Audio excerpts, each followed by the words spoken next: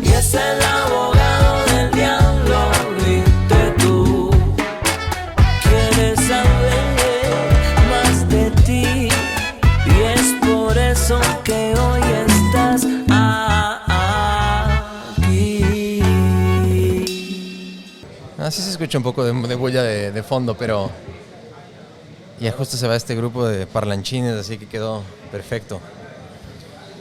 Juan, muchas gracias por estar aquí con nosotros y más que nada la paciencia aquí seteando todo.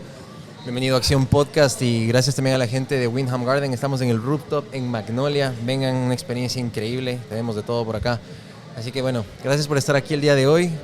Y cuéntame un poquito, me he estado viendo tu perfil, lo que estábamos hablando un poco en off antes de empezar a grabar, el tema de aspirinas financieras, tus podcasts, también has estado en la televisión. Y lo que veo que quieres hacer de cierta manera es democratizar esa educación financiera. Quieres que la gente empiece a empoderarse y a tomar control de sus finanzas y a poder tomar las riendas de su destino financiero de cierta manera. Así es. Bueno, primero, Paul, gracias por haberme invitado. Espero que sea una conversación amena y llevadera. Sí, como bien dices, uno de mis objetivos es llevar o democratizar las finanzas personales y los conceptos que muchas veces son difíciles de entender para que cualquier persona que me vea o me escuche en el podcast realmente pueda entender qué es lo que está pasando, qué es lo que tiene que hacer, qué es lo que puede hacer sobre todo, y de esta manera empezar a controlar un poco más el bolsillo, empezar a eliminar ese estrés que todo el mundo sabe que el dinero puede traer si no se controla bien. Ajá. Pero empezar a sentir que tiene el control de su vida, porque destina tanto tiempo en el trabajo, lejos de su familia, mucho esfuerzo, y después tomando malas decisiones trabaja para nada, trabaja para darle el dinero a otra persona. Entonces quiero devolverle ese poder a las personas para que sean un poco más dueños del presente y de su futuro.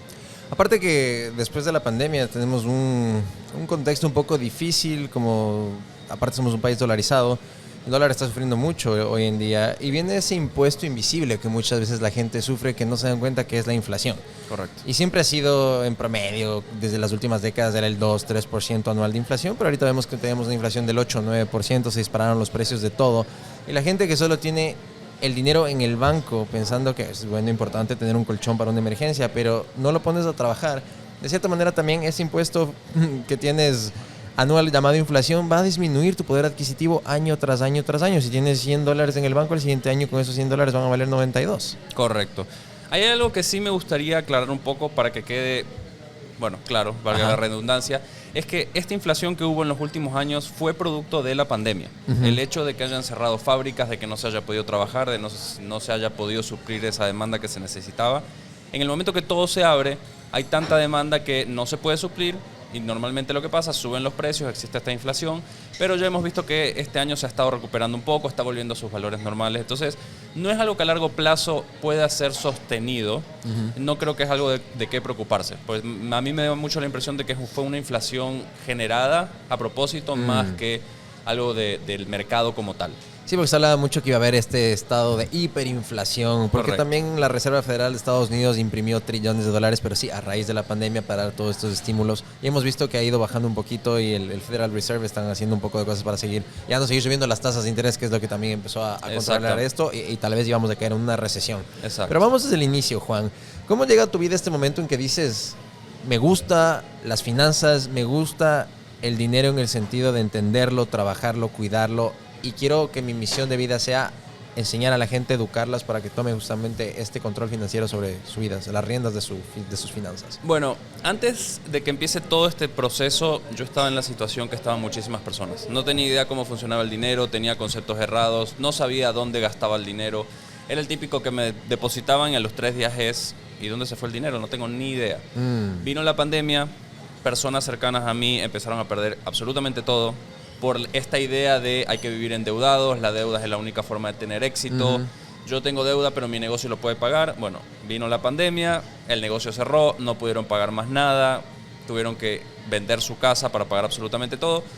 Y en ese momento también me di cuenta que muchas personas con las que trabajaba, yo en ese momento estaba en una empresa, estaban pasando por lo mismo.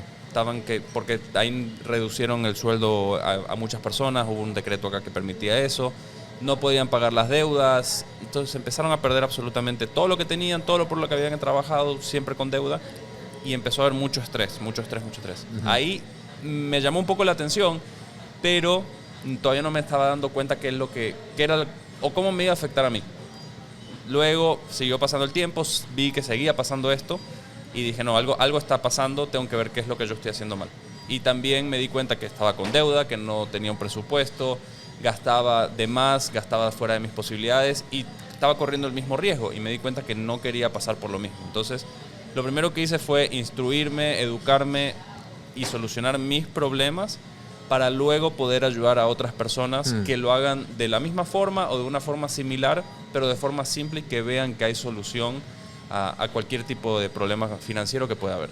Ahí viene la palabra clave que topaste, educarme y la educación financiera. Y lo he dicho varias veces en este podcast, el sistema educativo, no solo en el Ecuador, en el mundo, nos ha fallado a las personas porque no nos enseñan cosas prácticas y que realmente es el tema del dinero, Correcto. el tema de los impuestos, el tema del interés compuesto, un montón de conceptos que tenemos que saberlos. ¿Cómo fue tu proceso de irte educando y aprendiendo? ¿Y cuáles son esas cosas que hoy en esta conversación le puedes compartir a la gente que te está viendo y escuchando para que puedan empezar a cuidarse un poquito mejor en su tema financiero? Bueno, la verdad es que el mundo hoy en día tiene demasiada información. Sí. ¿Ya? Y eso puede ser bueno o puede ser malo.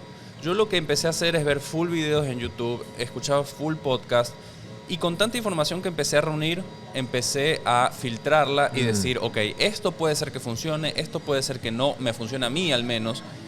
Y me empecé a dar cuenta cuál de toda esta información era beneficiosa y cuál no. Luego empecé a ver también personajes como por ejemplo Dave Ramsey, que hablamos al principio, Ajá. que ya tiene un historial en el mundo de las finanzas personales, personas conocidas, pero que trataban este tema un poco más de forma más conservadora. Porque creo que también has escuchado, por ejemplo, a Robert Kiyosaki, Claro. que dice, ok, puedes comprar... Yo apalanco todo con bienes raíces y la deuda es dinero gratis. Exactamente. Ajá. Que a ver, si nos ponemos a analizar bien, no está mal y no está errado, pero las personas normalmente van a lo fácil. Y cuando leen Robert Kiyosaki, es lo fácil. Es, ok, él lo hizo así, no se necesita dinero, la deuda es todo para tener éxito, entonces yo lo puedo transmitir o puedo traer esa idea que puede funcionar en Estados Unidos a Ecuador, un lugar que los intereses son muchísimo más altos, y empieza todo una bola de nieve de errores. Entonces, yo me fui mucho más por el lado conservador y demostrar a las personas que trabajando de una forma conservadora se puede también lograr ese éxito. Capaz es un poquito más lento, pero se puede lograr y en el momento que te pase algo y tengas un problema financiero un mes o tengas una emergencia, vas a estar cubierto, vas a estar un poco más tranquilo y lo vas a dejar en el pasado. Con el tema de la deuda, justamente vivimos en una economía y en un país donde no todo el mundo tiene acceso a la banca. Y ahí viene también Bitcoin y cripto y un montón de cosas que me gustan, pero esa es otra conversación que la podemos ir ahondando luego. Pero muchas veces por esta falta de acceso al sistema bancario de muchas personas y comerciantes y gente informal en el país, a veces acuden al chulco y que Correcto. tenemos unas tasas de interés del 20% semanal. Sí, Es una sí. estupidez. Entonces, ahí, ¿cómo hacemos para aterrizar a la realidad nacional? Por ejemplo, lo que hablábamos de Dave Ramsey.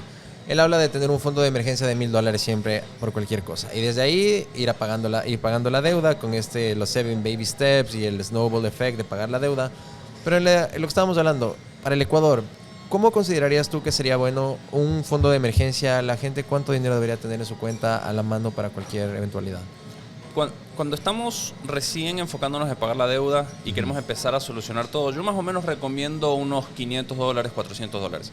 ¿Y por qué no lo llevo más arriba? Porque realmente el estilo de vida o los gastos que pueden haber acá en Ecuador tampoco son tan altos.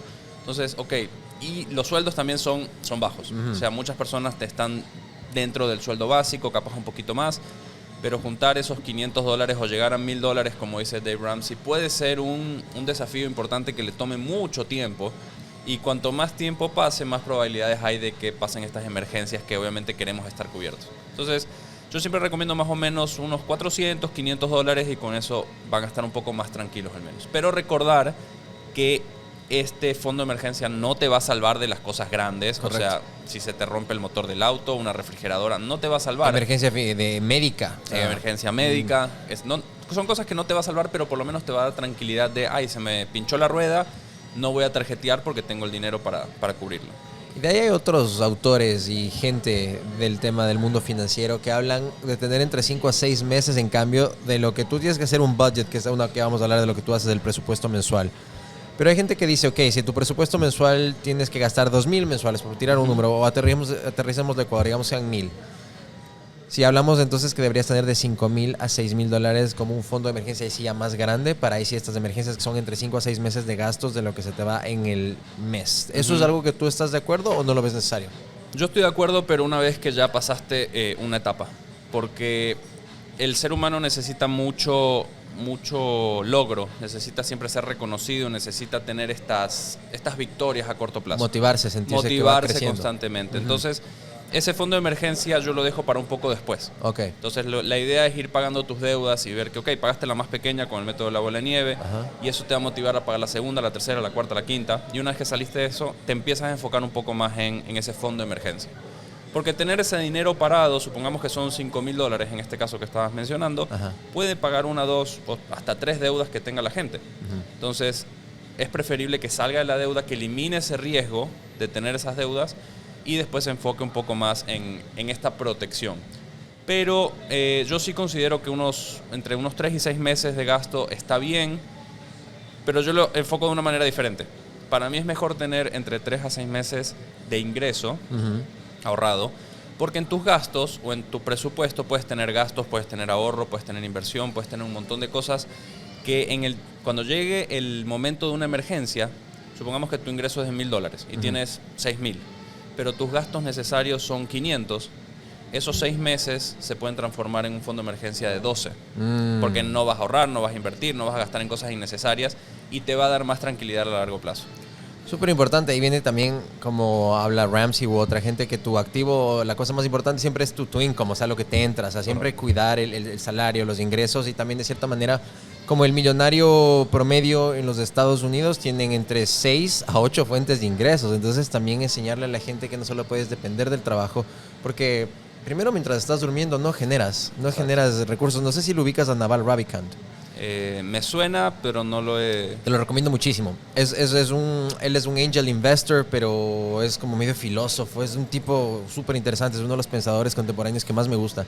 Él tiene un hilo de Twitter que se hizo mega viral, que se llama How to Get Rich Without Get Lucky.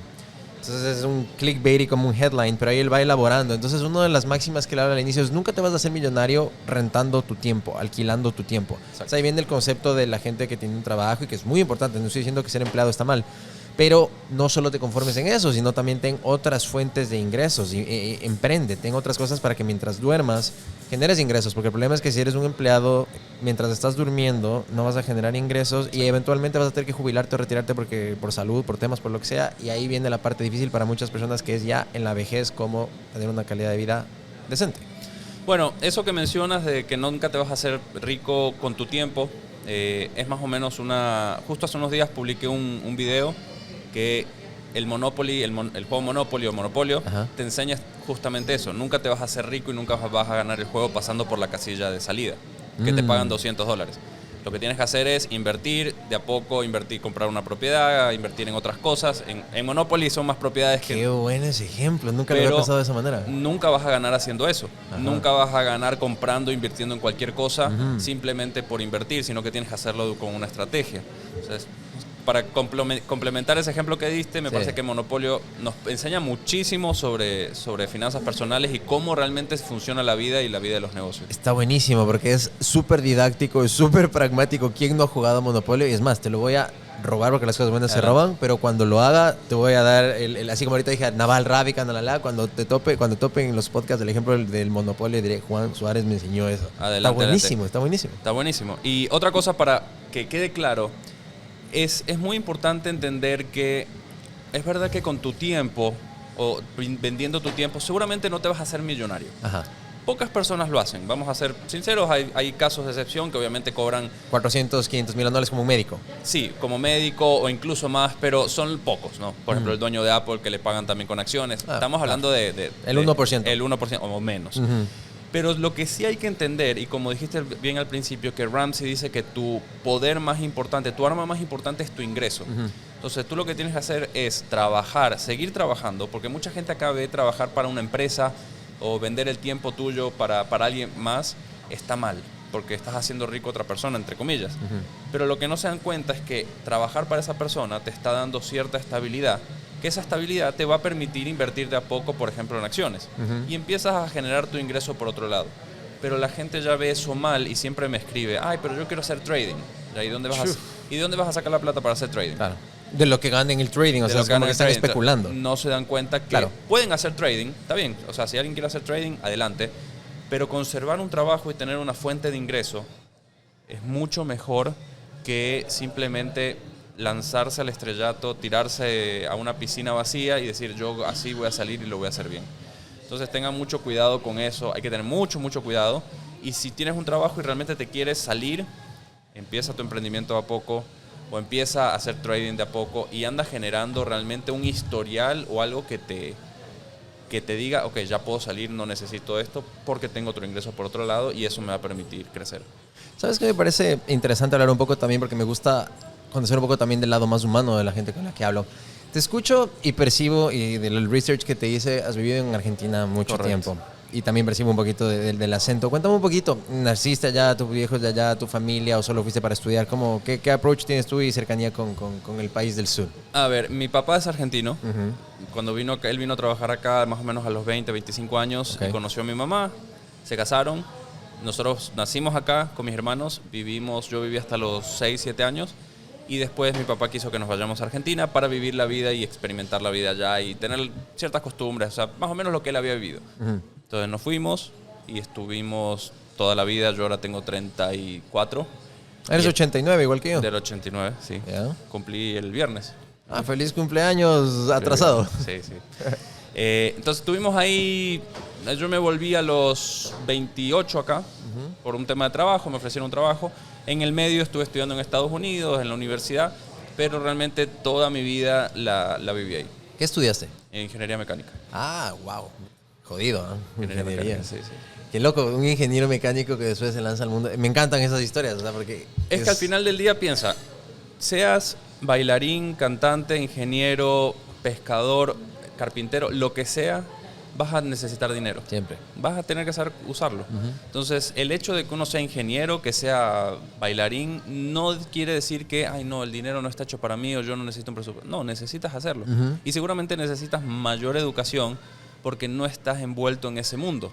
Entonces, yo siempre digo, soy un claro ejemplo de que no necesitas estudiar economía, no necesitas estudiar finanzas o administración de empresas para saber de este tema. Y solo para aclarar, estudiando esas cosas no te enseñan finanzas personales igual. ¿A qué te refieres? Elabora un poquito más de ahí. O sea, si estudias administración de empresas, finanzas, economía o todo lo que tenga que ver con este mundo. El super MBA o lo que sea. Exacto. Yo tengo también una maestría, un MBA, y en ningún momento enseñan finanzas personales. Todo está siempre enfocado a la empresa. Todo está siempre enfocado en lo macro. En lo macro. Pero nunca te enseñan nada de cómo puedes mejorar tus finanzas desde cero hasta cómo puedes invertir dinero. Y créeme que eso fue una queja que le puse a la escuela donde hice la maestría. No puede ser que estamos en una maestría y nos dieron 1 hora de clase de qué son las acciones, cómo invertir y cuánto podría costar una acción a futuro. Hay muchísimo más que está dentro de ese mundo y no puede ser que salimos de acá y no tenemos idea cómo invertir.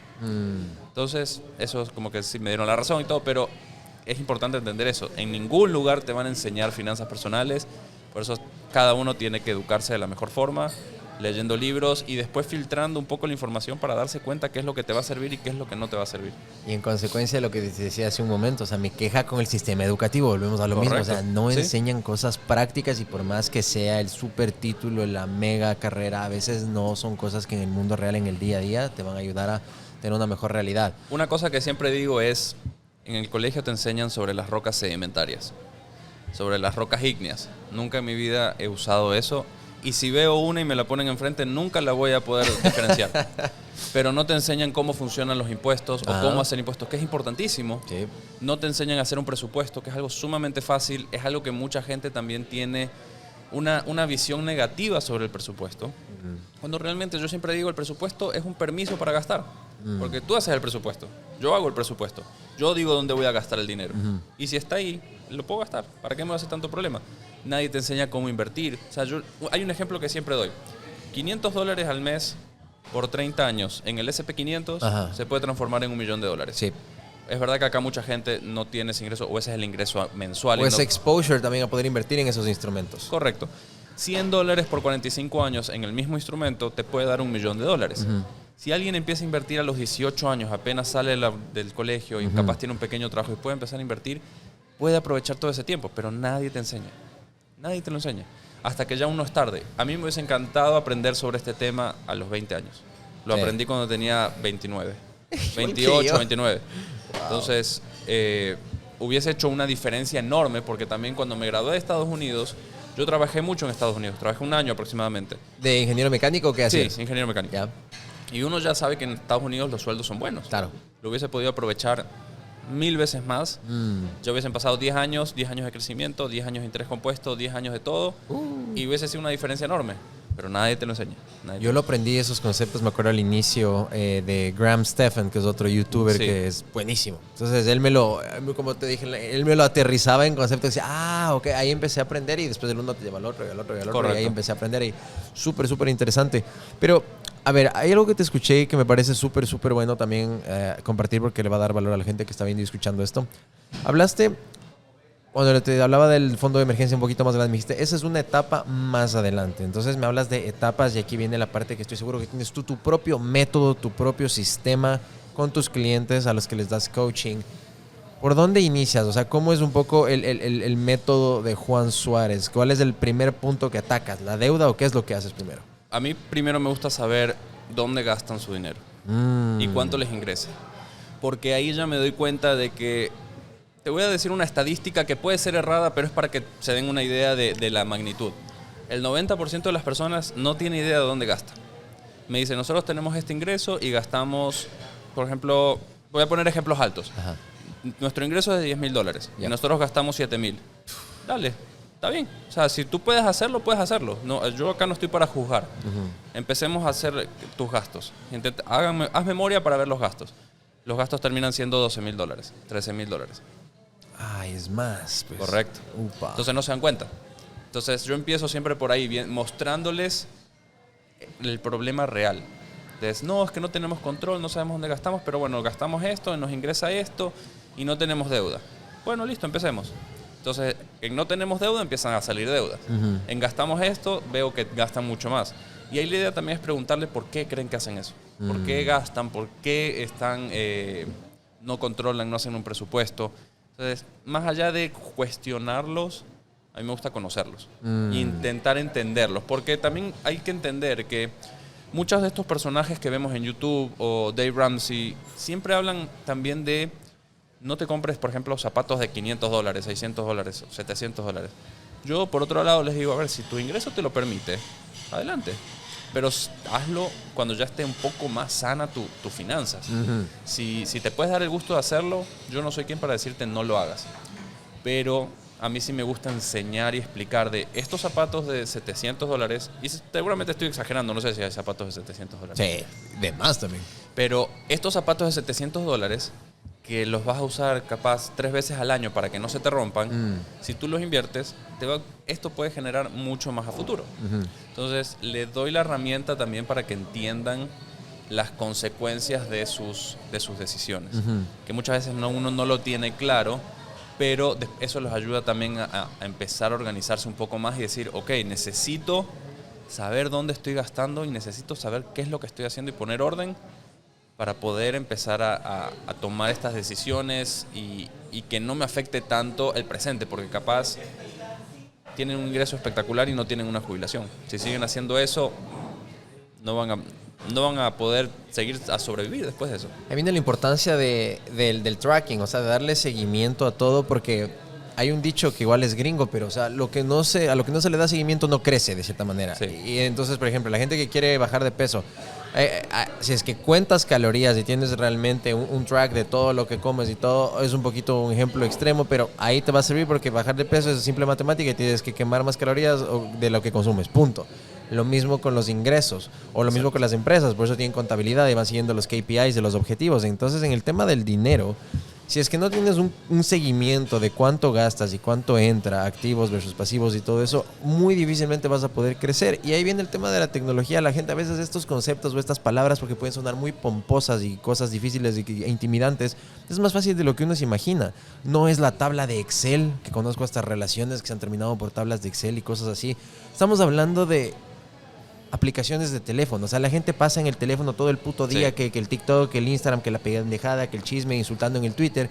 Pero es tan fácil como tener una aplicación en el teléfono donde automáticamente a veces hasta se vincula con tu cuenta de banco y te va enseñando cuánto has gastado en ese mes comparado con el anterior. O te dice la siguiente semana tienes que pagar 2 cuentas y todo. Y con el mismo teléfono puedes hacerlo. Sí, eso, sabes que en Ecuador esas aplicaciones no funcionan tan bien.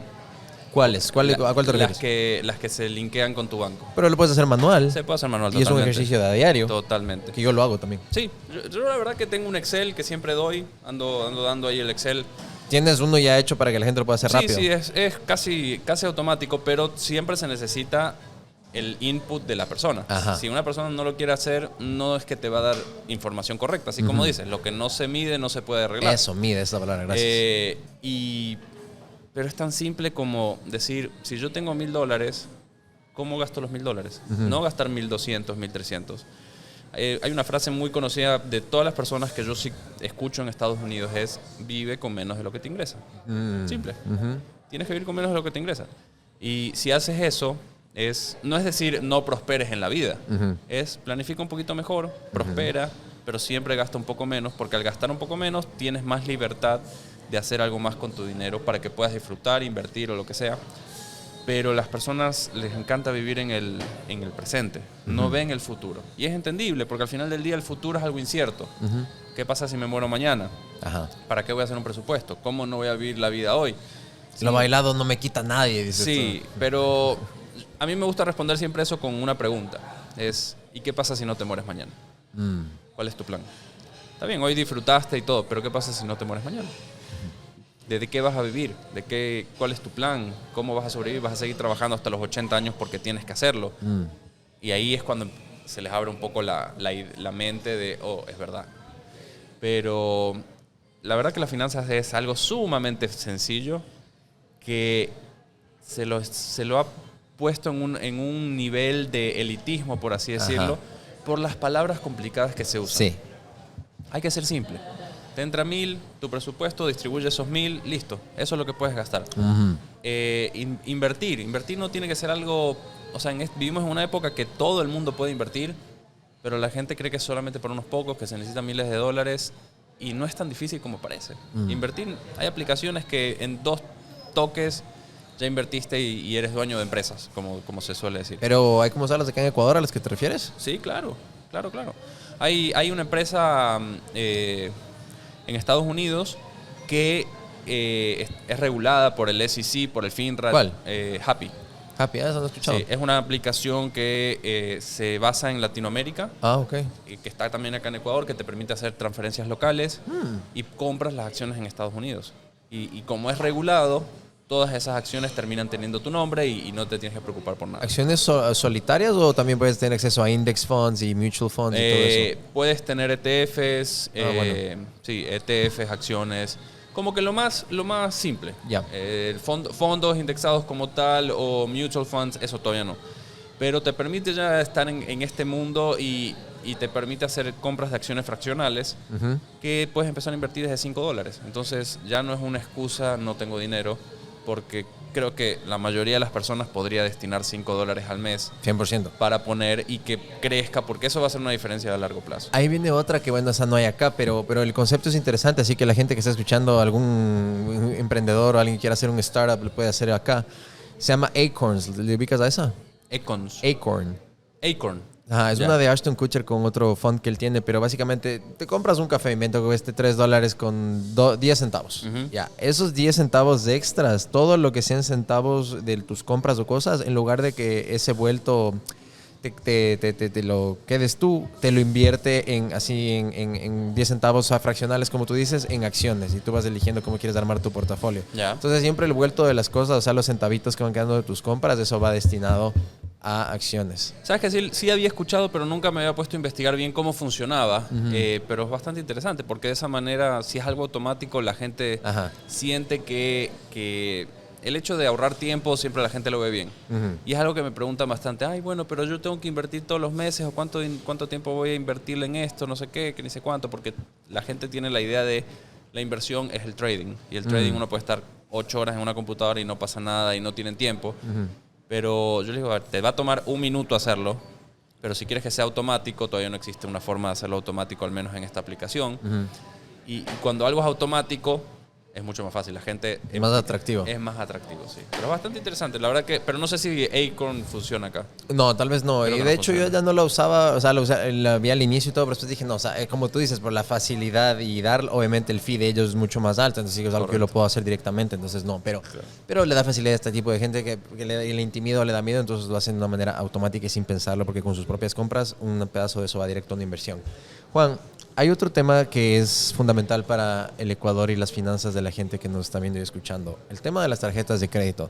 Y con esto hay dos vertientes. Yo tengo mi posición, que ya me han metido unas puteadas en las redes sociales por el TikTok y el reel que hice de eso, pero yo hablo justamente del interés compuesto. Que así como puede ser recontra que positivo para una persona, y como hablaba, si empieza a invertir a los 18 años, después de 10, 15, 20 años, creciendo al 8% anual, gracias al interés compuesto, vas a tener $1 millón o más.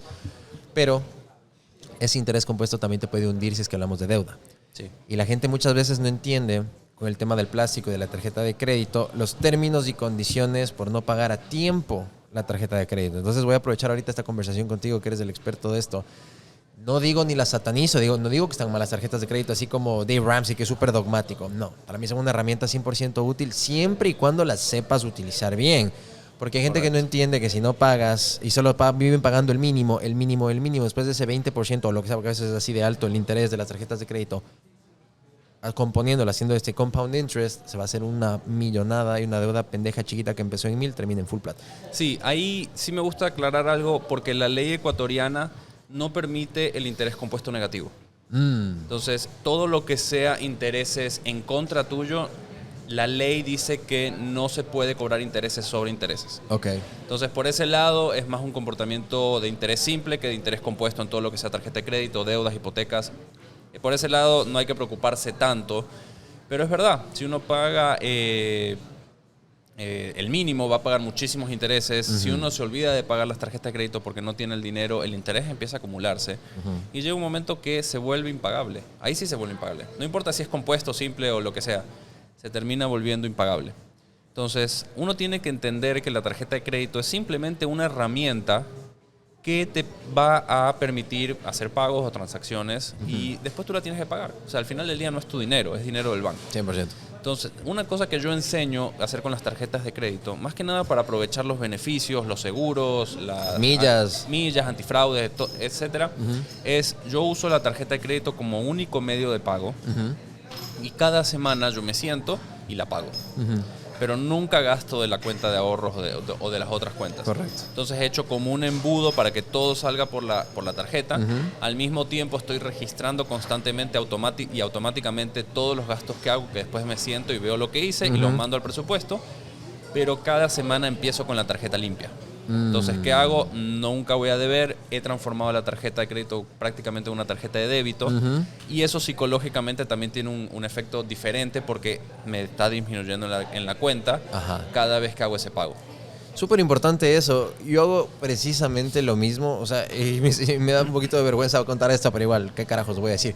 Mis amigos y familia a veces se dan cuenta. O sea, yo he hecho lo mismo, he adecuado mi vida de que todos mis gastos y todo lo que yo pago es con la tarjeta de crédito. ¿Por qué? Porque aprovecho los perks, los beneficios, la protección antifraude y todo eso. Entonces yo nunca tengo efectivo. Claro. Nunca tengo efectivo y a veces no tengo, a veces me olvido, estoy en un parqueadero y tengo que darle una propina a alguien. A veces no tengo, me da vergüenza porque me olvido de tener el efectivo. Pero es esto, o sea, es esta mentalidad de convertir a la tarjeta de crédito en una tarjeta de débito. Entonces mi concepto básico es, si no tengo, me invento, me voy a comprar algo que, a ver, en el Ecuador las televisiones es importante para la gente.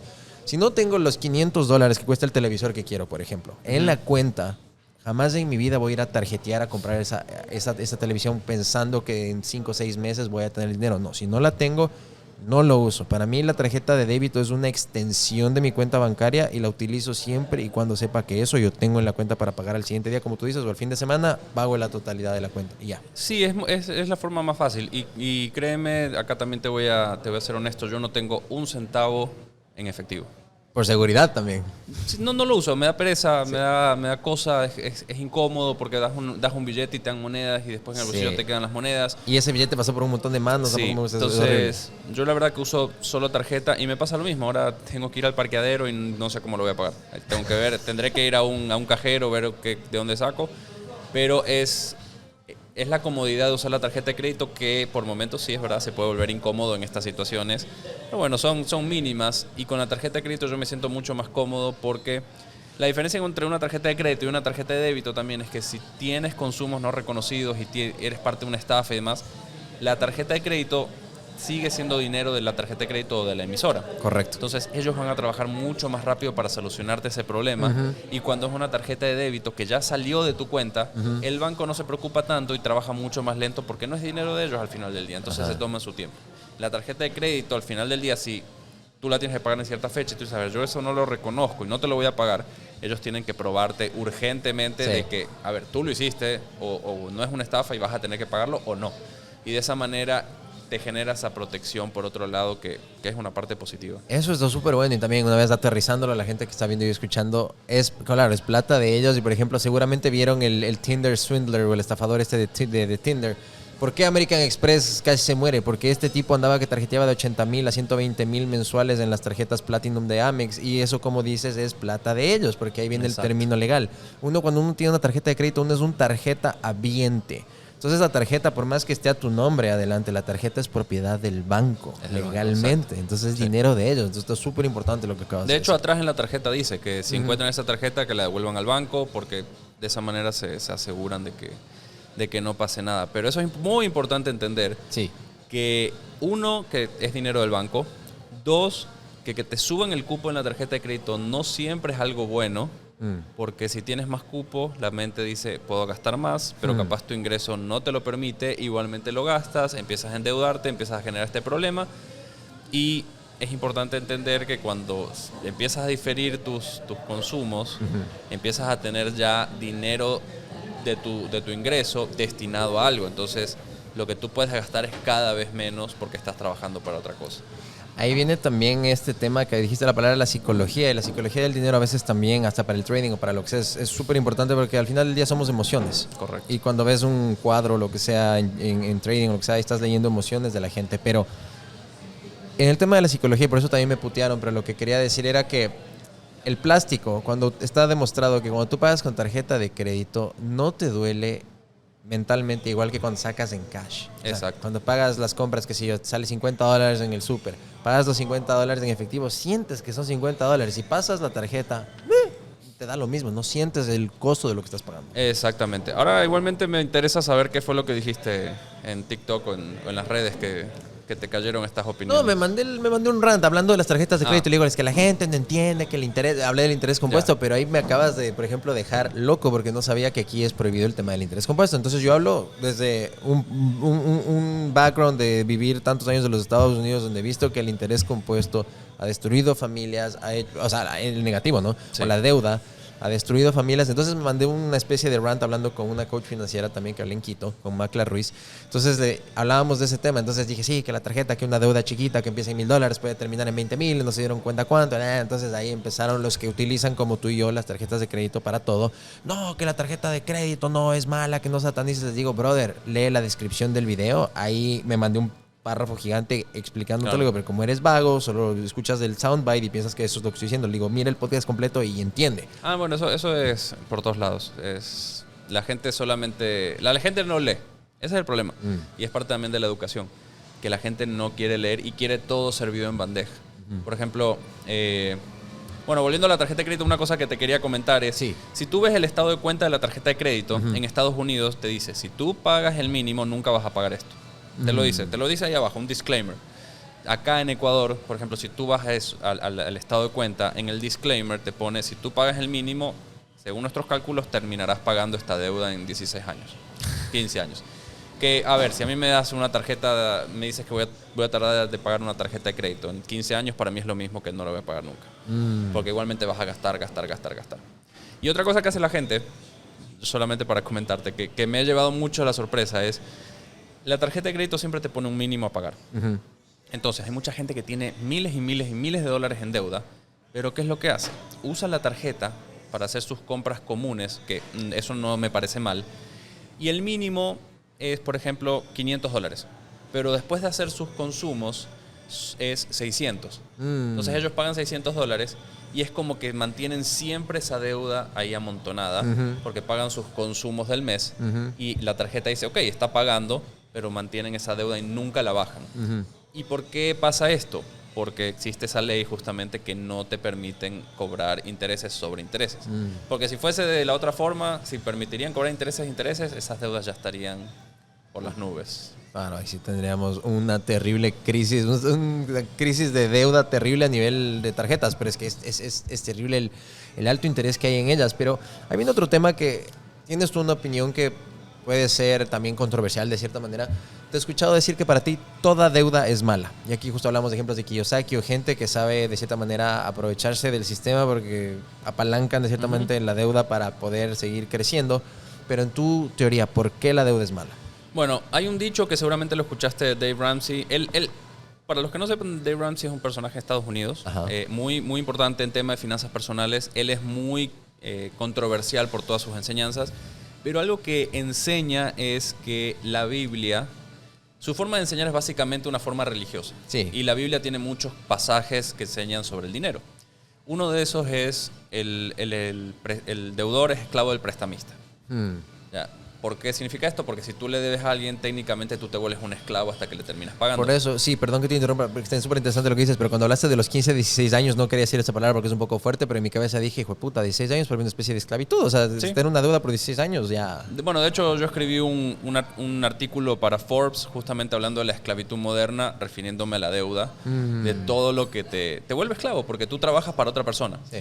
Y bueno, simplemente como un fun fact of the day, en Roma, en la antigua Roma, en el imperio, si tú le debías dinero a alguien, esa persona, si no le pagabas, te podía agarrar de esclavo. Hasta que le pagues todo, te podía vender, lo que sea, porque de alguna manera eras propietario o le debías algo y esa persona tenía el derecho a cobrarlo. Pero volviendo un poco al tema de que la deuda es mala, el tema es que mucha gente, primero, no sabe cómo ni siquiera funciona el dinero. No sabe cómo funcionan las tarjetas de crédito, los cheques, las tarjetas de débito, las inversiones, el interés, todo eso. Y empezar a ver a la deuda como algo bueno es normalizar algo que después te va a traer mucho problema. Entonces, deberle a alguien realmente a mí no me gusta y siempre me va a parecer que es malo. Ya sea deberle un favor, deberle dinero, deberle una comida, deberle lo que sea, porque constantemente está eso en la relación, está eso en el ambiente, en la atmósfera y puede generar cierta tensión. ¿Qué es lo que pasa con las personas? Ven a la deuda como su única salida y la única forma de tener éxito. ¿Por qué? Porque te permite conseguir lo que quieras hoy mismo. Ya no tenemos que esperar, ya no tenemos que planificar. Y ese no tener que planificar es cuando te lleva a tomar decisiones completamente erradas de que no haces el análisis correcto antes de meterte en un negocio, antes de meterte en un auto, meterte para comprarte una televisor, lo que sea. ¿Ya? Entonces, puede ser que las deudas, para mí todas las deudas son malas, pero puede ser que hayan algunas necesarias, como la hipoteca. Para mí realmente la hipoteca es la única que se salva. Porque cuando uno está empezando es difícil tener toda esa cantidad de dinero, las casas cada vez están más altas, no vivimos en la época de nuestros abuelos que era todo más accesible. Y las tasas son más altas. Las tasas son más altas, en Ecuador sobre todo, que estamos al 9%, en Estados Unidos han subido un poco, pero creo que están en el 4%, 5% ahora que en este último año. Pero el 9% es muchísimo dinero. Y la gente lo que siempre hace es, yo puedo darme este lujo de tener esta deuda hoy pensando en recursos futuros que no existen. Pero nunca piensan en ese riesgo. Entonces, ¿por qué toda deuda es mala? Porque siempre existe riesgo de que no puedas pagarla y que te metan en coactiva, te metan juicios, te quieran sacar la casa, te quieran sacar el auto, quieran embargarte. Hay muchísimos más riesgos, pero la gente no lo sabe ver. Entonces, como lee a Kiyosaki, ojo, Kiyosaki me parece que explica cómo funciona el dinero espectacular. Es muy claro, abre mucho la mente, pero también en esa mente que te abre, esa mente abierta, te puede estar metiendo ideas que no son replicables acá en el país, que no son replicables en muchos lugares del mundo y que no es tan fácil como parece. Porque detrás de todo lo que hace Kiyosaki, te aseguro que él va al mínimo detalle en el análisis y no es que se manda a hacer las cosas de forma errada. Entonces, ¿por qué toda deuda es mala? Porque nadie sabe ver los riesgos que hay detrás y cree que tener un trabajo es constante, cree que nunca va a volver a haber una pandemia, cuando hay una pandemia en cualquier momento, o sea, nunca nadie se lo espera. Piensa que la empresa donde trabaja nunca lo va a despedir o nunca va a quebrar. Entonces, todas esas cosas son las que me llevan a decir que la deuda es mala porque al final del día, y esta frase la escuché en Ramsey, de una señora que decía, el dinero nunca era mío, incluso cuando llegaba a mi cuenta. Yo trabajaba tan duro por un dinero que nunca era mío, incluso cuando estaba en mi cuenta, porque sabía que se tenía que ir. O sea, me di cuenta que estaba trabajando para otra persona. ¿Al banco? Para el banco, para un prestamista, el chulquero, para lo que sea. Entonces, a mí ya no tener ese control de algo que destinas tanto dinero ya me parece mal. Ahí viene otro tema que quiero hablar contigo. Justo tomaste el tema de los bienes raíces y la casa. Y en el Ecuador, como dicen, la casita es el carrito y la casita, ¿verdad? Pero el carrito y la casita, pero la casita es básico, es algo que todo el mundo sueña y aspira a tener. ¿Cuál es tu punto de vista con esto? Porque nuestra generación, los millennials, han venido desarrollando diferentes estilos de vida, que a veces algunos son mucho más minimalistas, frugales, conservadores con su dinero, no les importa tantas cosas, que a veces también no tienen hijos. Es a veces una generación que tiene más capital porque también no tiene hijos, no se casa en muchas ocasiones. Pero no sé si has escuchado este concepto de rent where you live, buy what you rent. ¿Qué significa? No comprarte un bien raíz, que sea una casa. Ahí viene a lo Kiyosaki. Para él una casa es un liability, no es una inversión. ¿Por qué? Porque te genera impuestos anuales, mantenimiento, gastos, un montón de cosas. No te genera, o sea, no es un activo. Entonces hay ciertos millennials que dicen, yo para vivir, yo no quiero una casa porque igual me voy a morir y eso pendejada no lo dejo a nadie. Mejor yo rento, yo alquilo donde voy a vivir. Así si es que mañana viene un gobierno fascista o lo que sea, me tengo que salir volado del país, hay una emergencia, un terremoto, lo que sea, me puedo ir. Tengo la facilidad de irme o cambiarme de casa si no me gustó, cambiarme de barrio, cambiarme de lo que sea. Pero lo que sí voy a comprar es un pedazo de bienes raíces que me genere ingresos. Entonces, ¿a qué me refiero con un bien raíz de esto? Un multi-family complex. Me compro un edificio, me construyo una casa que la reparto en 4 departamentos y alquilo los 4. Entonces, tengo un bien raíz que sí, no es para vivir, pero me genera ingresos y donde yo vivo, alquilo y gasto menos y puedo hacer todo lo que te dije. A ver, existen definitivamente muchas filosofías sobre ese tema. Yo te voy a dar la mía y te lo voy a explicar por qué. Primero, esas mismas personas que dicen que no quieren tener una casa porque les genera todos estos gastos, son los mismos que cambian el auto todos los años o cada 2 años y pierden valor todos los años y están perdiendo dinero todo el tiempo. Ahora, para mí la casa, más allá de una inversión, porque obviamente la casa donde uno vive no es una inversión como tal, y más si uno la saca con hipoteca por las tasas de interés. Yo siempre doy un ejemplo que es una hipoteca de $100,000 a 20 años, uno termina pagando $115,000 solo en intereses. Es decir, esa casa que te costó $100,000, ahora tú pagaste $215,000. Y en 20 años la plusvalía tampoco es que crece tanto. ¿Sí? Y si crece, la plusvalía obviamente crece en tu casa y crece en todas, entonces el poder adquisitivo tampoco es que te duplicó y demás. Y lo que ya hablábamos, inflación también, y la inflación, todo lo que va pasando. Sí. Entonces, para mí la casa es un lugar de estar tranquilo. ¿Por qué? Porque si tú puedes estar alquilando, y entiendo esa postura de que te da flexibilidad y demás, pero tú puedes estar alquilando y resulta que el dueño te echó porque se acabó o no te quiere renovar el contrato, te tienes que estar mudando cada 1 o 2 años constantemente. Para mí la casa te da esa tranquilidad, de que es tu casa, de que está tranquilo, y más si está pagada. Si tienes una casa pagada, creo que es lo mejor que te puede pasar. Obviamente es difícil, pero es lo mejor que te puede pasar. Ahora, ¿qué es lo que viene por un lado? Mucha gente se mete a comprar la casa sin tener las posibilidades correctas o sin hacer un plan correcto, porque se endeuda demasiado, no tiene suficiente ingreso, es muy variable, no puede planificar bien y después pasa que empiezan a deber, pierden la casa, el banco la remata, no recuperan casi nada del dinero y eso puede ser un problema. Entonces yo siempre digo, si no estás preparado para comprar, alquila. Porque al final del día es verdad eso que dice que uno está pagando para algo propio y no es que está perdiendo el dinero. Si uno se quiere mudar, puede vender la casa y recupera ese dinero, lo tiene en el banco y lo puede usar para otra cosa. El problema es que esta ideología de alquilar, comprar para alquilar, la gente también tampoco se da cuenta que no tiene el dinero para comprarlo en efectivo. Y todo ese ingreso que viene de parte del alquiler va a ir al banco. O sea, tú tienes que pagar al banco. Claro. ¿no? Y nada te garantiza que va a estar alquilado todo el periodo, supongamos que son 20 años, que va a estar alquilado 20 años.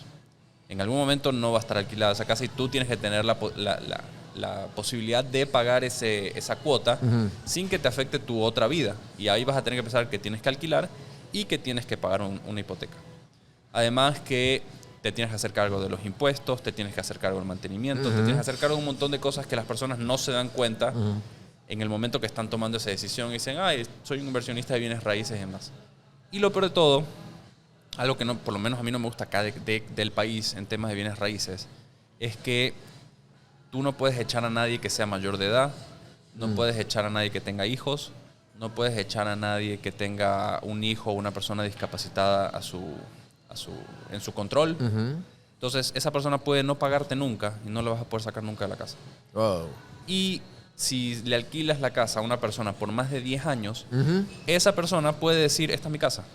Sí. Porque yo le estaba pagando y a una persona que yo conozco le está pasando eso y está en juicio. Exacto, justo. Y esos casos que cuando llegue el año 9 es un año de fricción con los arrendadores y se empiezan a buscar maneras para sacarle al inquilino, al arrendatario, porque después dicen, hijo de puta, el próximo año esta persona ya me va a poder quitar mi departamento. Sí. Entonces, tener esos miedos siempre que la ley esté protegiendo al inquilino y no te proteja a ti, a mí me da miedo. Y las personas que se meten en esto... igual creo que esa filosofía es un poco más americana. Sí. Acá no es tan fácil hacer eso. Si lo hacen acá, estoy seguro que no contemplarían todos esos riesgos y todo lo que tienes que tener en cuenta. Y de hecho me llegan full preguntas, aunque yo sé que esta frase es un poco cliché. Me hacen muchas preguntas, pero la verdad es que me llegan... Pero a veces es cliché por algo, es porque le pasa a mucha gente. Me dicen, no, es que yo tengo esta casa para alquilar y no la puedo alquilar y el BIES o el banco me está diciendo que la tengo que pagar. Y sí, la tienes que pagar. O sea, ¿para qué te compraste, para qué te metiste en esta vaina si no tenías realmente la posibilidad de hacerlo? Una cosa es que tú tengas la plata, ¿ya? Y digas, voy a alquilar la casa o me voy a comprar un departamento en oportunidad y la voy a poner a alquilar. ¿Por qué? Porque ahí te está ingresando un dinero constante. Claro, y se paga solo en teoría la hipoteca. Sí, no, pero acá te digo, supongamos que tú tienes el dinero. O sea, tienes tu casa, lo que sea. Cash, todo el valor. Sí. O sea, o tienes el dinero, tú quieres alquilar, perfecto. Tú quieres alquilar y tienes el dinero y lo pagas al contado, perfecto. Claro, este es un activo, un porque ingreso. Tienes un ingreso, no le debes nada al banco. Si un mes no está alquilado, realmente no te tienes que preocupar. Esas son cosas diferentes. Sí. Entonces, para mí, los bienes raíces se tienen que alquilar se tienen que comprar al contado. A lo Dave Ramsey. Entonces, y Totalmente. también eso sí es súper ecuatoriano este ejemplo, porque eso pasa mucho aquí y en el mundo. O sea, esto es naturaleza del ser humano y es una conversación importante que hay como tener. El tema del estatus, el tema de querer comprar estatus, el tema de no cubrirse hasta donde las sábanas permiten. Precisamente este tipo de cosas pasan porque en el Ecuador, en la China, en donde sea, la gente muchas veces se compra algo que no puede permitirse, pero se extienden más allá de lo que pueden, simplemente para aparentar, o por el keeping up with the Joneses, o para decir, hijo de puta, miren mi casota, o miren cómo tengo, o miren lo bacán que soy, o lo chévere que soy, pero no se compran lo que puede realmente permitirse. Ahí viene el tema del budget que dice, del presupuesto. O sea, uno tiene que saber hasta cuánto y cuándo, o sea, el presupuesto, el valor máximo de una casa que uno se puede permitir comprar. Exacto. Y nadie hace eso. El 90% de personas sabe comprar algo mucho más allá de lo que pueden realmente pagar. Sí, acá sí voy a hacer una diferencia entre Ecuador en este caso y Estados Unidos. En Ecuador los bancos tienen una normativa o tienen una forma de operar que máximo te prestan hasta el 30% de tu ingreso. Si estás casado es el ingreso del hogar. Entonces de cierta manera están regulando mucho su riesgo. ¿Qué quiere decir esto? Supongamos que te quieres comprar una casa y tu ingreso es de $3,000. El banco máximo te va a prestar $1,000 o 900, cercano a ese valor, porque es el 30% de tu ingreso. En base a eso, ellos van a hacer el cálculo y van a decir, ok, estos $1,000 equivalen a $120,000 de préstamo. Y esto es lo que te puedo prestar, no te voy a prestar más. Entonces, de cierta manera, están un poco más controlados. En Estados Unidos, para no hablar tanto de Dave Ramsey, Graham Stephan, él tiene como 4 o 5 millones de dólares en deuda, en bienes raíces. Sí. Y debe pagar en miles y miles de dólares en cuota de hipoteca. Sí. En Estados Unidos no te ponen tanto límite. te dejan crecer y crecer y crecer y crecer y puedes deber muchísimo dinero. De hecho, te incentiva el sistema que mientras más deuda tienes, mejor es tu crédito, tu historial crediticio y tu score. Bueno, eso es una carrera de la rata, como dice, Sí. como dice Robert Kiyosaki. Porque el historial crediticio no dice nada de tu éxito. Claro, no. No dice absolutamente nada. Pero es elemental. O sea, en Estados Unidos, si es que tu historial es bajísimo, es poco como que eres un ciudadano de tercera clase. O sea, no tienes acceso a un montón de cosas. Exactamente. Pero si uno se mete dentro del historial, y tanto acá en Ecuador, yo ya he hecho algunos videos al respecto, te dice cuánta deuda tienes hoy, cuánta deuda has tenido, cómo la has pagado y hace cuánto tienes deuda. Entonces, todo es la deuda. Y para mantener un buen historial, necesitas... Si ya pagaste la deuda, necesitas sacar otra. Porque si no, mira, está mostrando que no tiene deuda. Y así sucesivamente. Pero eso también es preocuparse constantemente de préstamo. El otro día una persona me decía, no, es que me castigaron y mi historial crediticio es de 60. Y no me van a prestar dinero por no sé cuántos años. Le digo, ¿qué suerte tienes? ¿Qué suerte tienes? O sea, no vas a estar en riesgo por tantos años. Vas a necesitar planificar sí o sí todo lo que vas a tener que hacer. Y esto te va a dar otra mentalidad. Entonces, se puede. Mi única deuda es la hipoteca. Que si yo quisiera, la puedo pagar en un par de meses. Porque tengo hechas ciertas inversiones, que simplemente, como la bolsa ahora está creciendo y demás, estoy aprovechando el momento. Ajá. Para no quedarme en cero, para no salir y no salirme de la ola antes de tiempo. Pero más allá de eso, yo no tengo un solo centavo de deuda. Y vivo tranquilo, y viajo, y consigo lo que quiero, y simplemente planificando. Entonces, voy un poco más lento, pero mientras todos van rápido y después se terminan cayendo, yo lo voy a pasar. Es como el cuento de la liebre y la tortuga. Siempre gana la tortuga. Y la liebre puede tener sus atajos, puede tener sus trucos, puede tener sus trampas, pero llega un momento que la tortuga lento va a llegar. Y la liebre capaz no llega y se queda en el medio del camino. Entonces... El historial crediticio, nuevamente, no dice nada del éxito. Simplemente te dice cómo pagas tus deudas, cuánta deuda tienes, pero no te dice nada más. Eso no te va a imposibilitar lograr cosas en la vida. Y es importante entender eso. Porque vivimos en la época de la inmediatez, que la deuda, hasta te llaman a ofrecerte tarjetas de crédito. Yo creo que llaman, acosan. Sí, totalmente. Yo abro la aplicación del banco y me dice, tienes un préstamo preaprobado de tantos miles de dólares. Y yo no quiero, no me ofrezcan más, no me interesa. Pero claro, una persona ve eso, una persona normal ve eso, ay, me están ofreciendo $40,000, lo voy a tomar. Y después no le alcanza, la cuota no le alcanza ni siquiera con su ingreso. Y ahí, ay, es que sí, el banco no me quiere perdonar, el banco no quiere esto. Pero no lo hubieses hecho. O sea, ¿por qué el banco tiene que comerse todo el riesgo y todo el problema si tú fuiste el problema? Claro, nadie te puso un rifle en la cabeza para que tomes ese préstamo. Sí, entonces... Pero todo es en base al historial. Y cuanto más deuda nos ofrecen, más dicen, voy a tener un historial perfecto, voy a mejorarlo, voy a hacer esto. Yo tengo la hipoteca y tengo un historial de 998. O sea, y no ando pidiendo deudas por otros lados. Usando la tarjeta de crédito como la uso, es casi perfecto. El historial máximo es 999. Y por eso es que me mandan todas estas ofertas, pero todas las rechazo porque no me interesa. Es la ironía, ¿no? Justamente el que tiene el historial tan alto no le interesa, pero hay una razón de ser porque estás en ese historial alto. No interesa, a mí no me interesan esas cosas.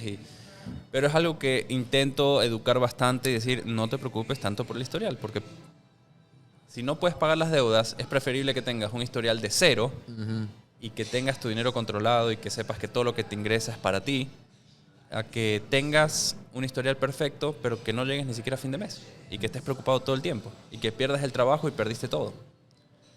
Entonces, hay que tener mucho cuidado con el tema del historial crediticio porque lo han vendido muy bien. Juan, ¿quiénes crees que son los mentores que has tenido en tu vida que te han tallado y te tienen en el momento que estás aquí? ¿Mentores famosos o mentores en la vida? Los mentores de tu vida pueden ser creadores de contenido, pueden ser familiares, amigos, jefes, quien sea. A ver, de personajes famosos, yo creo que empecé mi camino mucho con Dave Ramsey.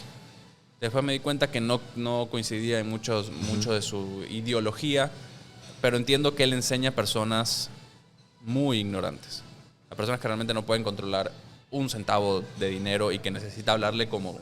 Con plastilina. Sí, que necesita explicarle como para niños y decirle no hagas esto, no hagas aquello.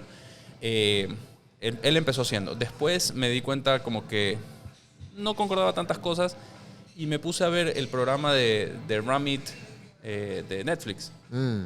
Y él tiene un approach un poco más parecido al mío, o yo parecido al de él, no lo sé.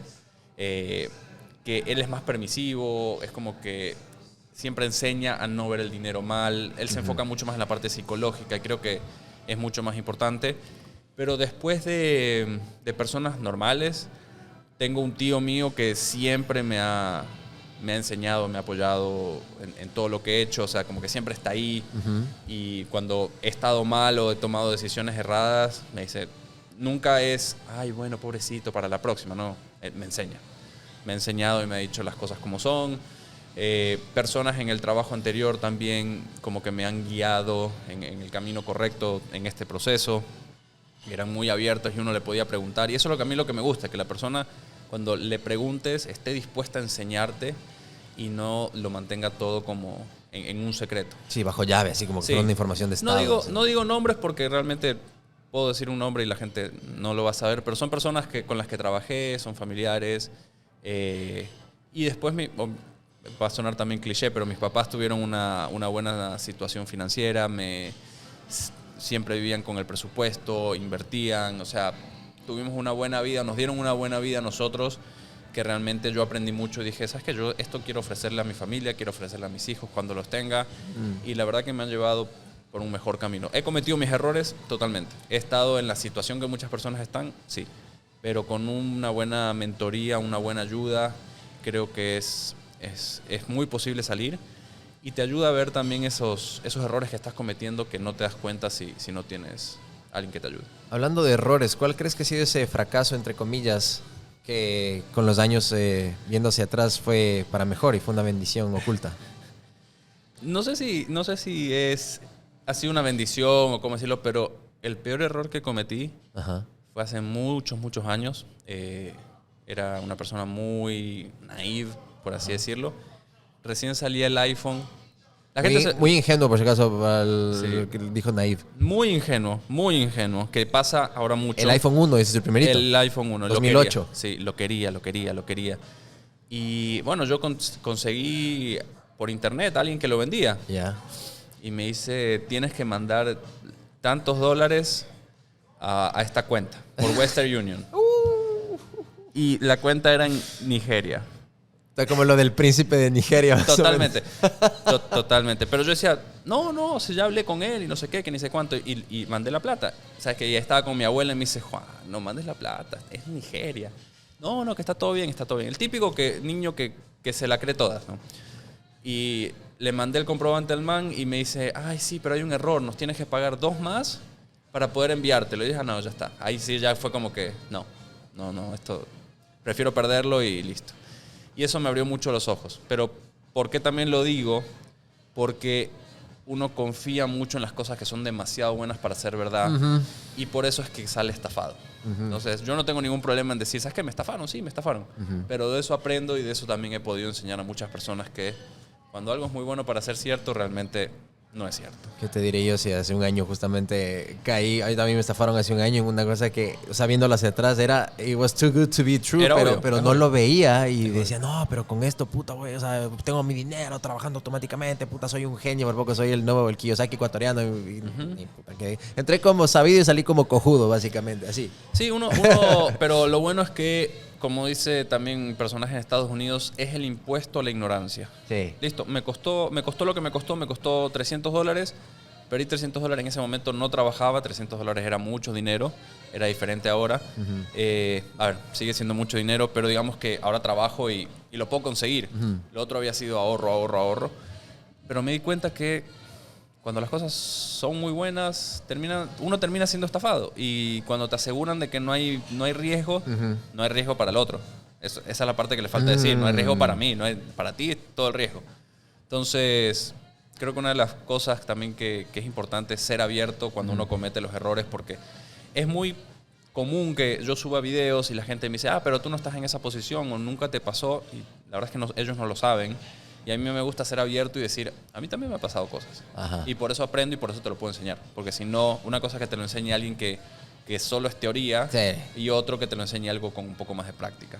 Eso acabas de decir, es que es importante porque hay estos teólogos, todólogos, que todo es en el bonito en el libro, pero en la práctica diles qué carajo han hecho y no han hecho nada. Y a veces la práctica o la escuela de la vida o hacer un montón de cosas ahí en día a día te va a enseñar más que el libro. O sea, el libro es súper importante, no estoy diciendo vayan a putearme otra vez por huevadas, súper importante la teoría, pero no hay que quedarse siempre solo en la teoría. Bueno, algo que dicen muchas personas es, pregúntale a tu profesor de finanzas en cuántas empresas ha trabajado, cuántos negocios ha puesto. Porque muchos profesores, eso es lo malo, muchos profesores pueden saber muchísimo, pero nunca trabajaron en algo real y solo es teoría. Entonces necesitas tener a alguien que realmente haya tenido esa experiencia. Sí. Porque en papel todo funciona. Sí. En papel yo digo, ¿sabes qué? Voy a invertir $500,000 en esto, voy a pedirlo prestado, en 3 meses lo recupero, después empiezo a ganar mucho más dinero, en 2 años tengo $3 millones de ganancias, así sucesivamente. Pero claro, después cuando vas, la gente no te quiere comprar, tienes que poner en marketing, tienes que hacer esto, tienes que hacer aquello. Y el profesor cuando te lo enseña es, bueno, si esto te da, si esta tabla te da, es que está todo bien. Y tú como, ok. Entonces, es muy importante que a la hora de confiar en alguien, se aseguren de que esa persona tenga experiencia, porque una cosa es decirlo con teoría, que te lo puede decir cualquier persona en YouTube, en Instagram, en lo que sea. Otra cosa es ponerlo en práctica y realmente mostrarlo. Es que ahí viene lo importante, o sea, uno tiene que en la vida, no solo en las finanzas, en cualquier rama, saber de quién recibir consejos y a quién pedirle opiniones, porque, o sea, si voy a tomar consejos financieros, no voy a tomarlo de alguien que tiene unas 10 coactivas y que está en bancarrota, es insolvente y un montón de cosas, pero habla bonito. O sea, y si voy a recibir coaching de fitness, no voy a tomarlo de un man que tiene puta hipertensión y full sobrepeso y todo. O sea, no por juzgar, pero sí usar el concepto. Totalmente. O sea, uno tiene que rodearse o tomar información de gente que tenga los resultados que tú quieres conseguir. Así de simple. Sí, la típica, no tomes consejos de tu tío que está quebrado. Eso. Esa es la... Porque al mismo tiempo, como te decía, mi historia empezó así. Una persona que decía que había que vivir de deudas, que su negocio lo podía pagar, había prácticamente rehipotecado su casa para hacer otras cosas, porque quería seguir manteniendo ese estilo de vida y porque su negocio lo podía pagar, hasta que no lo puede pagar. Entonces, no hay que tomar consejos de personas que realmente no ponen en práctica lo que ellos dicen. Claro, o la más básica que les pasa a todos, consejos de amor de gente que tiene relaciones súper tóxicas y nunca ha podido estar en algo estable, y es lo que todo el mundo hace. Exactamente, exactamente. Juan, hablaste de otra cosa importante que quiero toparla, ya para un poco ir cerrando, pero estabas hablando de los consejos, y estamos hablando de eso ahorita. ¿Cuál crees que ha sido el peor, pero así el peor consejo que te han dado en tu vida? El peor consejo que me han dado en mi vida. Creo que ese que justamente te dije. Que mientras tu negocio pueda pagar las deudas, endeúdate hasta más no poder y vive de esa manera. Hablamos de la muerte también. ¿Es algo que lo contemplas, lo has meditado, le tienes miedo a la muerte? No le tengo miedo a la muerte porque es algo que a todos le va a llegar. O sea, por lo menos yo creo que tenerle miedo a algo que es inevitable es complicado. Es vivir todo el tiempo aterrado porque no sabes cuándo te va a llegar. El problema no es si es que te va a llegar, sino cuándo te va a llegar. Entonces, yo prefiero disfrutar al máximo lo que tengo, lo que puedo, y planificar para cuando llegue ese momento. Y dejar a las personas que quedan de la mejor forma, parados de la mejor forma. Hablando de dejar y el legado, ¿cuál es ese legado que tú quieres dejar en vida? A la gente que te rodea, a hijos en un momento cuando tengas, a tu familia, a tus seres queridos, al país, a la gente que te sigue. ¿Cuál es el legado que quieres dejar tú? Que sean buenas personas. La verdad que ser buena persona para mí es lo más importante. Y no tiene nada que ver con religión, no tiene nada que ver con política, no tiene nada que ver con dinero. Es simplemente ser una buena persona. Porque siendo una buena persona vas a ayudar a mucha gente, siendo una buena persona te vas a preocupar por los demás. Siendo una buena persona vas a ayudar, si un amigo te pide, necesito que me ayudes a hacer una mudanza, vas a estar ahí. Si alguien necesita que lo ayudes con dinero, en este caso, y puedes hacerlo, no se lo vas a prestar, se lo vas a dar. Y si esa persona te lo devuelve bien, y si no te lo devuelve, perfecto. Pero siempre ser una buena persona para mí es la clave de todo, porque te abre las puertas a muchos lados, la gente te ve bien, la gente confía, y al final del día eso es lo más importante. ¿Qué es para ti el significado del éxito? El significado del éxito es creo que ahí soy un poco más conservador. Es realmente conseguir las cosas que te vas proponiendo de a poco y disfrutar cada logro que vas teniendo. El mío es... El éxito para mí es poder vivir la vida bajo mis propias condiciones. Bien, me gusta. Eso. ¿Y le tienes miedo a la muerte? Estoy en proceso de hacerme más amigo de eso, leyendo mucho Marco Aurelio, Séneca, estoicismo, para un poco hacer paz con la muerte. Sí me daba mucho miedo, no voy a decir que no, pero ahora estoy un poco más cercano, como tú dices, que es una parte de la vida, es un proceso en el que siento que es inevitable, que más bien tengo que enfocarme no en la muerte, sino en la vida, y ver qué hago en el día a día para ver qué impacto dejo, porque la gente nunca se va a acordar qué mierda dije, pero sí como los hice sentir. Entonces, mientras pueda dejar buenas sensaciones y algo bonito, ya está. Exacto. Aunque llegues a una persona y le ayudes a transformar su vida, a cambiar, que es lo que intento hacer con este podcast, que es lo que tú haces con tu podcast, con Aspirinas Financieras y con el contenido que haces. Yo creo que con que podemos llegar a una sola persona con el mensaje que hacemos, ya está, flaco. Nos podemos ir en paz, güey. Totalmente. Mira, yo, solo para aclarar, yo no le tengo miedo a la muerte, le tengo respeto. ¿Ya? Porque una cosa es que te llegue la muerte sin estar consciente y sin que lo esperes, y otra cosa es que te pase algo como que la estás viendo venir. Pero si uno vive la vida pensando constantemente en eso, uno puede salir a la calle y viene una persona que se durmió, estornudó y el auto te lo tiró encima y te moriste. Entonces, vivir constantemente con ese miedo de variables que no puedes controlar es algo que no ayuda a vivir y no ayuda a disfrutar esa vida. Entonces, mucha gente le tiene miedo, por ejemplo, a los aviones. No viaja porque le tiene miedo a los aviones, que se caiga el avión. Pero si tampoco viajas, nunca vas a poder conocer otros países, nunca vas a conocer esa felicidad, esa emoción de conocer nuevas culturas, de experimentar. Entonces, si pasa, pasa, pero si no pasa, lo disfrutaste. Eso a mí me pasa mucho. Por ejemplo, el oriente ecuatoriano, que debe ser hermoso, hasta el día de hoy no lo conozco. ¿Por qué? Por mi miedo a las arañas y a los bichos grandes. Entonces esa fobia a veces me paraliza y me sé que me estoy perdiendo de conocer algo espectacular. Claro, eso sí. Entonces... Yo no soy muy selvático. Ah, ¿no? Me encantaría conocerlo, pero la verdad es que no soy muy selvático y... O sea, lo quiero conocer por lo que es. Pero si no voy, estoy tranquilo. Si pudieras despertar mañana en cualquier lugar del mundo, ¿en dónde quisieras estar? Si pudiera despertar en cualquier lugar del mundo. ¿En cualquier? Sí. Iba a decir un chiste medio malo, pero no. Dale, esos son los mejores para hacer el... trrts. Iba a decir Titanic, pero... Upa, con lo que pasa. Chiste ácido, claro, eso es humor negro. Eso es de los... en Japón. Me gustaría Japón. ¿Conoces o no sabes? No conozco, ese es un lugar... Está en la lista con mi esposa, lo queremos planificar. Pero yo fui a China y el viaje es larguísimo. Entonces, todo ese viaje la verdad que es duro. Ajá. Entonces, si me podría dormir y despertar ahí, sería ideal.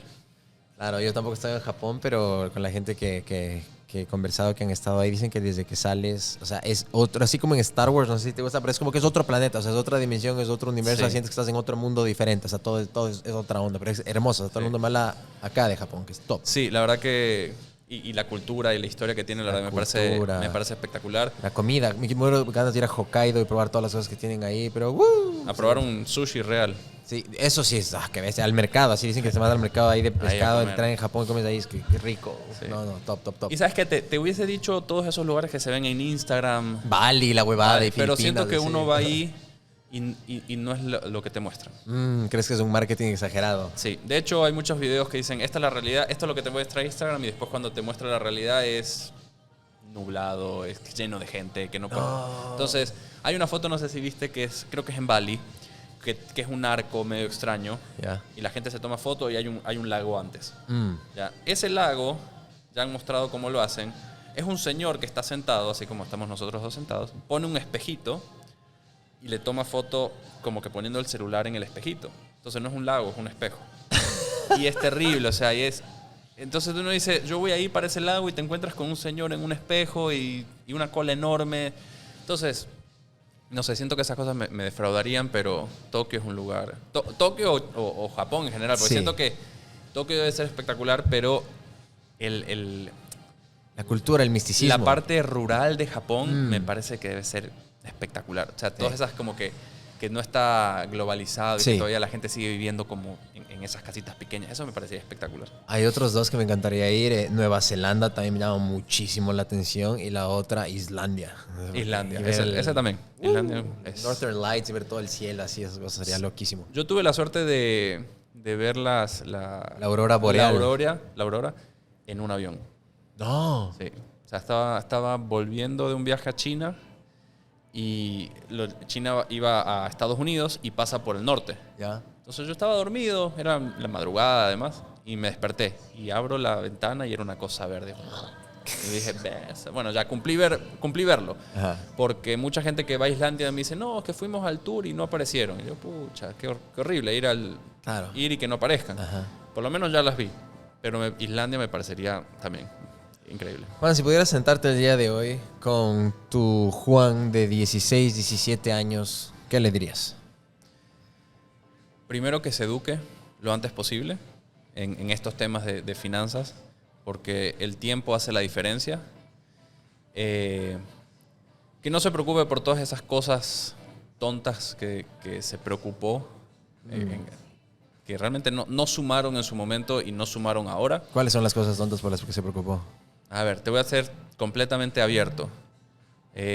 Yo con mi papá tuve una relación un poco Friccionada. friccionada. O sea, mi papá me dio absolutamente todo. Tuvimos una relación muy buena, pero por momentos era friccionada. Y hubieron veces que él me ha dicho cosas que yo siempre le quise probar lo contrario. Y es algo que me lo dijo, tenía unos 15 años, 16 años.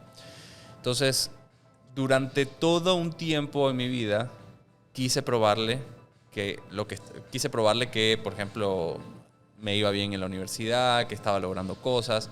Buscabas esa aprobación de tu padre. Correcto. Y nunca la lograba. O sea, nunca me dijo bien. O sea, me dijo, bueno, pero tío, es lo que tienes que hacer.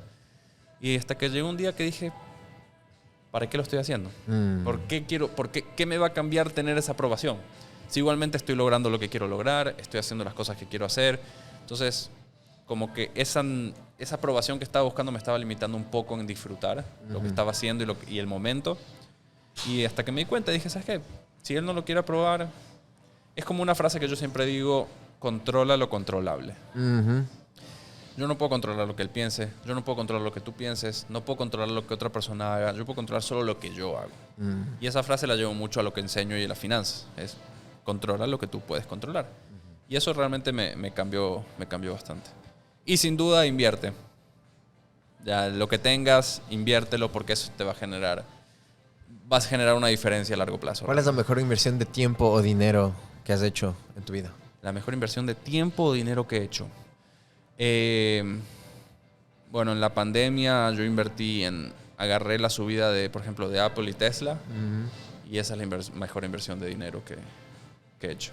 Buenísimo, Juan. Muchísimas gracias por tu tiempo. Me encantó conversar contigo. Siento que nos podríamos ir unas 10 horas de aquí conversando. Por favor, esa cámara, la gente que te está viendo, ¿dónde te pueden encontrar y cómo te pueden seguir? Bueno, me pueden seguir en Instagram principalmente, también TikTok, como Juan.SuárezTR. Yo me manejo básicamente por ahí. Ahora también tengo un canal de YouTube, Juan Suárez TR también. Y sobre todo el podcast que se llama Aspirinas Financieras. Lo pueden encontrar en podcast, Apple Podcast y todos los podcasts que... Y en Spotify, vayan y déjenle 5 estrellas. Está muy bueno. Déjenle 5 estrellas. Es un podcast simple, es un podcast rápido, que sea algo... Créeme que mejor. A mí toda la gente me putea, dicen, brother, no tengo tiempo para escuchar esas conversaciones tan largas que haces. Digo, puta, déjenme, a mí me gusta. Con que a mí me guste, yo lo hago por Totalmente. mí. Y obviamente que le llegue a alguien, pero en lo tuyo es comprimidito, por eso se llama aspirina, aceite, pum, Exactamente. Es que sea fácil, que sea simple y que la persona que tenga 20 minutos en el auto sepa que lo puede escuchar, no se va a perder de nada y va a sacar bastante valor. Sí, esa es la idea. Resumirle y llevarle como decíamos al principio, a la normalidad y democratizar un poco todo este conocimiento para que las personas puedan salir adelante. Perfecto, muchas gracias. Bueno, muchas gracias a ti por Nos invitarme. vemos la próxima. Chao, chao. Gracias por ver este podcast. Si es que te gustó, dale like y suscríbete al canal, así sabes cuando suban nuevos episodios. Aquí te dejo otro podcast que seguramente te va a gustar y si quieres irte de largo, un playlist con todos los episodios de Acción Podcast. Que estés bien, nos vemos la próxima. Chao, chao.